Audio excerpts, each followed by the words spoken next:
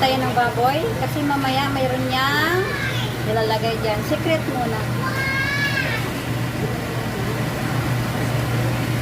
And then lagay ng sili para manghang.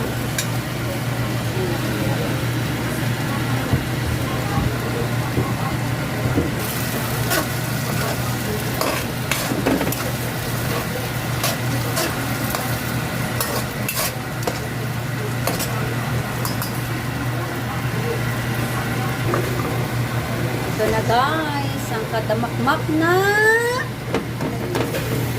yan. Yan yung bagoong ng Iloilo. Ginamos.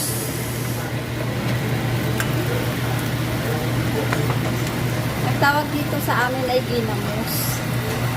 Yan. Dry siya, dry. Mikos-mikos na.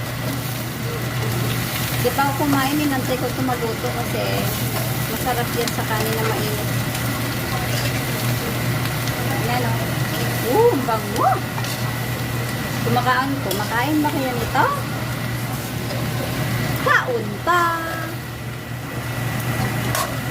Malapit na maluto, guys. Ang bango-bango. Ang sarap.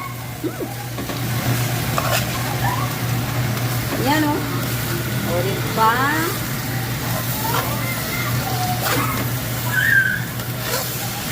Ginisang bagoong. Ginamos.